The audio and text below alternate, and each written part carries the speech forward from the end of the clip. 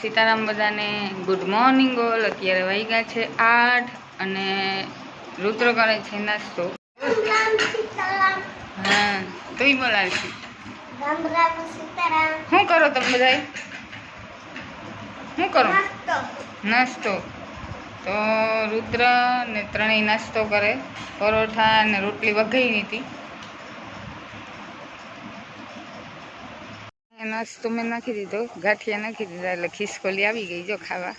હવે આ એક આવી ને એટલે આની વાંહે ઘણી બધી આવશે, ખબર પડશે એટલે।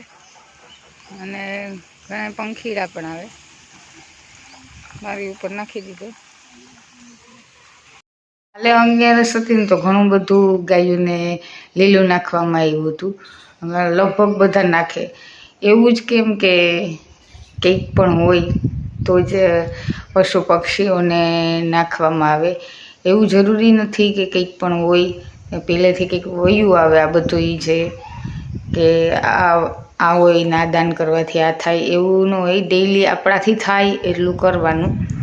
દરરોજના દિવસોય સરખા છે, દરરોજના ભૂખ પણ એટલી બધી। તો કાલે જે રીતના ગાયોને નાખેલું હતું તો કાલે જે ગાયોને નાખેલું હતું અડધું પૂણું લીલું તો એ ખાતી જ નથી, કારણ કે પોતાનું પેટ ભરાયેલું હોય ને। આમ જોઈએ તો ઘણીવાર એ બિચારીયું એક રોટલી હારું પણ રખડતી હોય તોય પણ કોઈ નાખે નહીં। આમ આગળ આમ દિવસે કંઈક પણ હોય તો જ એને નાખવામાં આવે, ગમે એ પશુ પક્ષીને।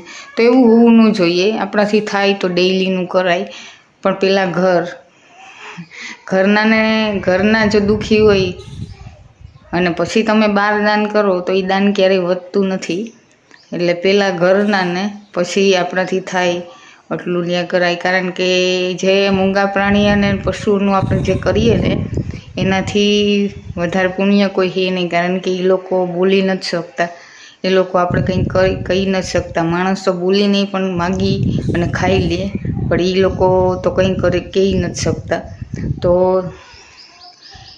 એનાથી મોટું કોઈ દાન, એનાથી મોટું કોઈ પુણ્ય નથી। અને આપણે જે આપણા હાથેથી કરીએ ને એ આપણા કામ અને કર્મ છે, જે આપણે આજ નહીં તો કાલે ફરશે જ। એટલે થાય એટલું કરવાનું। દયાભાવ, મને તો સૌથી વધારે પશુ પક્ષીમાં જ દયાભાવ, ઇન્સાનથી વધારે, કારણ કે આજ જે દોર હાલે ઇન્સાનનો, કારણ કે ઇન્સાનિયત નથી ઇન્સાનમાં। જે પશુ પક્ષીનું તમે જે કરો ને એ છેલ્લે સુધી ક્યારેય આપણી યારે દગો નથી કરતું અને એનો કોઈ સ્વાર્થ નથી હોતો આપણી યારે। અને આજે ઇન્સાનનો આ દોર જોઈએ તો કે પહેલાંના જે માણસો હતા એ સાચા અને સારા હતા, અને આજે જે રીતના ઇન્સાન છે તો ઇન્સાનમાં ઇન્સાનિયત નથી રહી, સ્વાર્થનો સંબંધ થઈ ગયો। બધા પ્રેક્ટિકલ વિચારે કે જ્યાં મતલબ હોય એની જ્યારે સંબંધ, એ પછી કંઈ મતલબ પૂરો અને સંબંધ પૂરો, એટલે એ રીતના આજે હાલે છે। એટલે મને ઇન્સાનથી વધારે દયા આમાં જ આવે, જનાવરમાં, કે નહીં એનું કરવાનું આપણે, કારણ કે એને આપણાથી સ્વાર્થ નહોતો તો। અને ઇન્સાન કોઈ એવું મને મળે બહાર તો હું એની હેલ્પ કરી દઉં, થાય એમ હોય તો, પણ એવા માણસ નહીં કે જેને મારાથી કોઈ સ્વાર્થ ન હોય ને એને મારાથી ન હોય ને મારે એનાથી ન હોય, એવા માણસની હું હેલ્પ કરી દઉં। બાકી થાય એટલું કરવાનું આપણે। ઘણા બધા પરિવાર એવાય છે કે જે ખાલી પોતાનો જ મતલબ અને જોવે, એમ જ આ બાંધણા થાય। અત્યારે જોઈએ તો પરિવારમાં એક પ્રેમ નથી રહ્યો, ને ઘણા પરિવારમાં પ્રેમ પણ તમને જોવા મળે। બધા ભેગા રહેતા હોય, મસ્તીમાં રહેતા હોય, સારી રીતે, પણ એ જ સાચી ખુશી છે। પૈસા એ ખુશી નથી। પરિવાર હારે રહીએ, સુખીથી રહીએ, શાંતિથી રહીએ ઘરમાં, એ જ સૌથી મોટું સુખ છે। પૈસા ઇમ્પોર્ટન્ટ નથી, કારણ કે પૈસા હોય અને તમારા ઘરમાં શાંતિ અને સુખ ન હોય તો એ પૈસા કંઈ કામના નહીં। એટલે મેન ઇમ્પોર્ટન્ટ એ પૈસા નથી, સુખ, શાંતિ અને સમૃદ્ધિ, આ 3 વસ્તુ બસ ઘરમાં હોય એટલે આપણાથી વધારે કોઈ અમીર ન કહેવાય। અને શાંતિથી બેસી અને બધા ભેગા મળી અને રહી શકતા હોય તો બસ એ જ સુખ સાચું છે। 11 અને હું બનાવું છું રસોઈ, અને આજે બનાવી હું કઢી।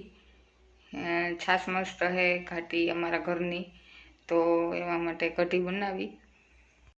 તો જો બી મેં ફોલી નાખ્યા, છાશ તૈયાર. હવે ચણાનો લોટ આમાં નાખી, ચણાનો લોટ, હળદર અને મીઠું નાખી દીધું અને હવે હલાવી નાખીશ.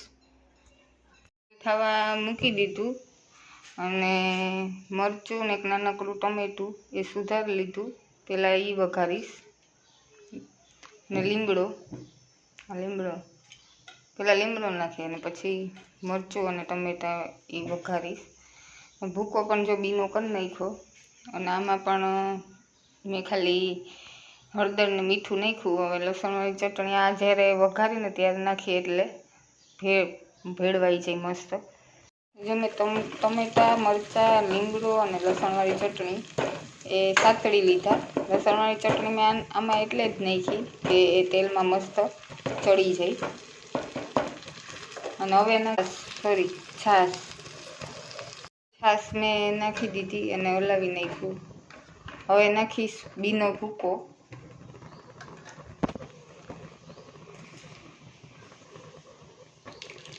આમાં નાખી દઉં એટલે મસ્ત ચડી જાય એના ભેગું. હવે છાશમાં થોડો ઘટ આવી જાય અને થોડી થોડી જાડી થઈ જાય ત્યાં સુધી ચડવા દેવાની કઢીને. કઢી બનાવવાની ઘણા જેને જેવી ભાવતી હોય એવી રીતના અલગ અલગ રીતના બનાવે. અમને આખા ઘરનાને આવી રીતના જ ભાવે એટલે મેં આ રીતના બીનો ભૂકો નાખી અને બનાવી. ઘણા ઓનિયન ડુંગળી નાખીને પણ બનાવે અને ઘણા લસણ નાખીને સાતળીને બનાવે. એટલે જેને જેવી ભાવતી હોય એ રીતના કઢી બનાવે. તો અમને લોકોને આ રીતના ભાવે તો મેં બનાવી.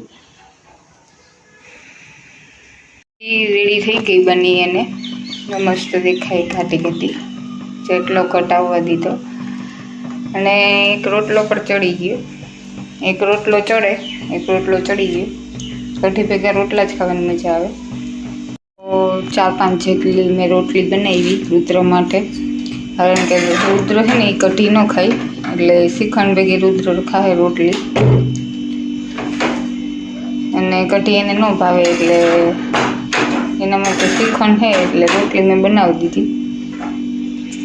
9:15 અને આજે જમવામાં છે શ્રીખંડ, રોટલી, ગાજરનું શાક, દૂધ અને રુદ્ર જો શ્રીખંડ ખાવા માંડ્યો, રેવાતું નથી કે એને બહુ ભાવે કેરીનો રસ ને શ્રીખંડ ને મીઠું મીઠું.